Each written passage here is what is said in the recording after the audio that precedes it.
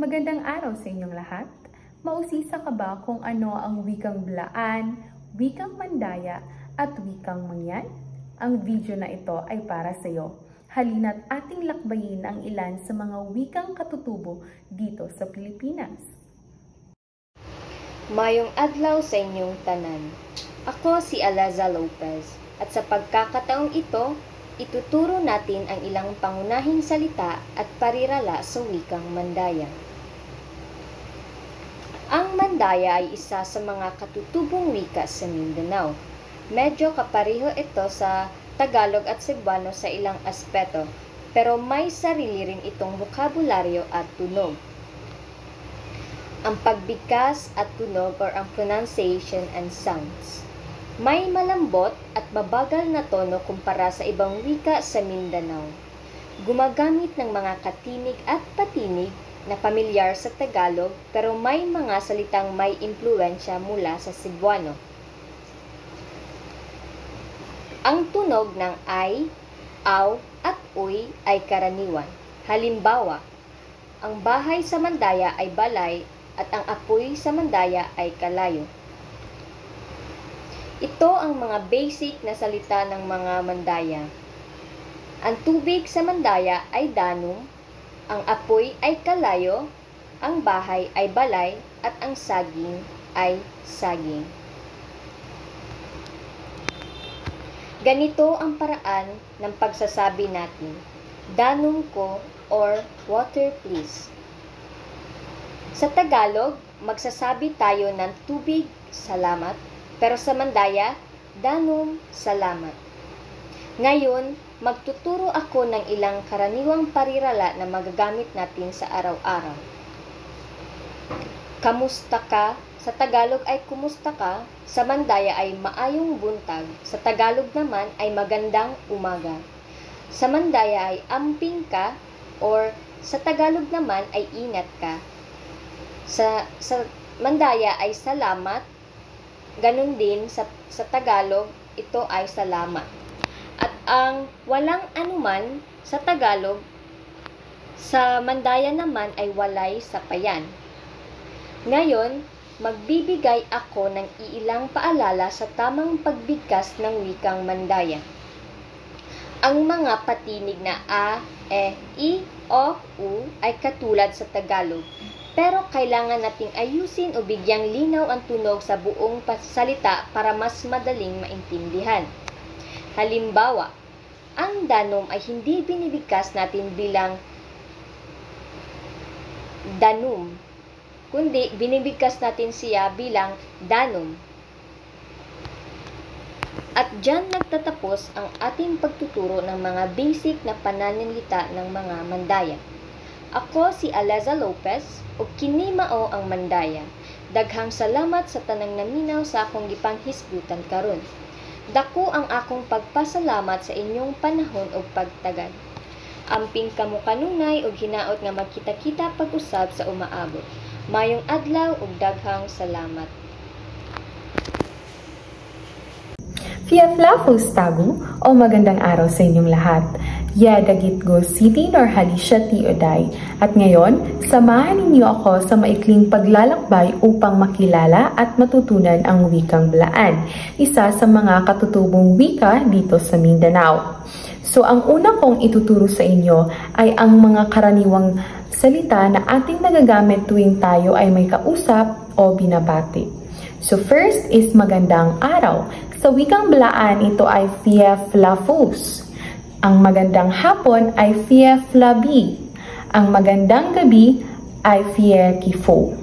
So pagka may gusto kang kamustahin na isang tao, sa wikang Blaan ay itatanong mo ang kamusta ganan. Kamusta ganan. So kung sasagutin mo ito is ng mabuti, ikaw. So sa wikang Blaan ay fiesa man iga. Fiesa man iga. So kung tatanungin mo naman yung kausap mo ng kung ano ang kanyang pangalan, ay det dagit am. Det dagit am. So kung sasabihin mo naman yung pangalan mo, is ye dagit go Siti Nurhalisha Ti Uday. So, ganon. So, kung sasabihin mo na paalam is sa wikang Blaan ay mingat. Mingat. So, ang thank you o salamat sa wikang Blaan ay bungfalel. Ang tabya is please. Ang I is yes at ang nang ay hindi. So, yun ang mga karaniwang salita na ating nagagamit sa pang-araw-araw natin. So, ngayon naman is tayo'y magbilang sa wikang Blaan up to 10. So, 1, 2, 3, 4, 5, 6, 7, 8, 9, 10. So, di ba? Makikita mo na may pagkakapareho ang pagbibilang sa wikang Blaan sa wikang Filipino. May mga words na magkapareho, pero minsan is yung pronunciation, yung tunog ay magkaiba. So, next naman ay ang aking ibabahagi sa inyo ay ang mga nakikita natin, mga karaniwang prutas na ating nakikita dito sa ating paligid. So, first is ang jackfruit. Ang jackfruit sa wikang Blaan is barak. Ang watermelon is biyayong. Ang coconut is alfu. Ang tomato ay kalmati. Ang papaya is tafaya.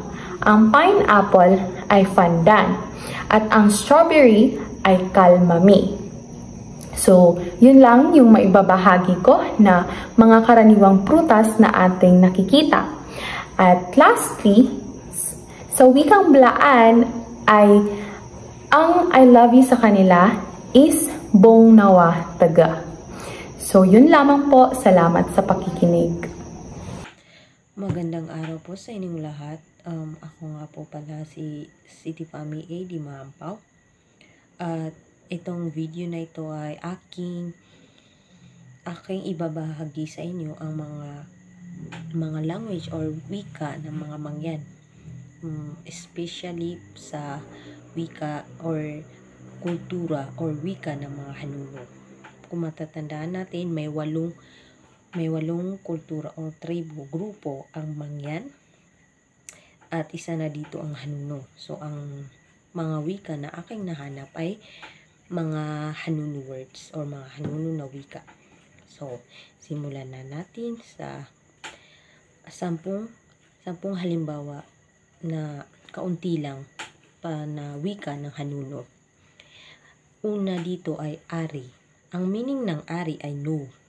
Uwa, yes, or oo. Kamusta ka, kamusta ka. Magandang adlaw, magandang araw. Salamat, salamat, salamat. Paalam, goodbye. Manang, or, di ba, manang is ate. Manong ay kuya. Bahay ay bahay. Kahoy ay puno. So, ito ang words na pwede, or ito yung nalaman ko. Halimbawa, sabihin ko ay, magandang araw, ako po si Fami. So, ang mangyan words or ang language nito or wika or ano ba ang wika nito sa mangyan ay magandang adlaw, ako si Fami. O di kaya ay, maupay nga adlaw, ako si Fami. Ako sa Fami. Maupay nga adlaw, ako sa Fami. Maupay nga adlaw, ako sa Fami. Meaning, maupay ay maganda, adlaw ay araw, ako ay ako, then si ay Fami. Pangalawa, ito. Kinagagalak ko kayo makilala. Kinagagalak. Makalipay ako makakilala kanimo. Or nagagalak ako makita ka. Makalipay, kinagagalak. Ako makakilala kanimo. Makilala ka or kayo. Pangatlo ay, ako ay taga Mindanao at nais mamasyal dito sa mangyan. Or nais mamasyal dito. So, taga Mindanao ako, gusto ko maglibot dire. Nagagaling ako sa Mindanao, nais ko magtanaw dire. Magtanaw ay mamasyal. Maglibot ay mamasyal din sa mangyan. So, pangatlo or pang-apat ay ano ang mangyan sa ano ang pangalan mo. Ayan yung mga isa rin sa common words na dapat natin alam kung tayo ay may planong pumunta sa Mindoro or maglibot doon, lalo na ang Mindoro ay mayaman sa kultura at tribo. So, ang mangyan nun ay ano ang ngaran mo, hindi kaya ay ngaran mo ano. So, makikita natin dito na parang may similarities sa Maranao words sa mangyan. Kikita natin dito lahat ng wika ay may pagkakapare-pareho. So, isang halimbawa naman ay paano mo sasabihin sa mangyan or sa salitang mangyan ang ilang taon ka na pala. So, ito, pila ka tuig. Tuig ay edad. Ilan ka tuig or ilan ka tuig. So, ilan taon ka na. Ang last naman ay itong huli or huling halimbawa ng aking nalaman, natuklasan. So, paano natin sasabihin sa mangyan ang saan dito ang magandang tanawin? So, sa mangyan ay diin diri ang matahom nga talan-aon, o di kaya ay hain diri ang magandang nakitaon. So, hain diri ay saan dito, or diin diri ay saan dito. Matahom ay maganda, talan-awon ay tanawin. So, yun lang yung mga aking nalaman na or pwedeng ibahagi na wika ng mga mangyan. Maraming salamat po.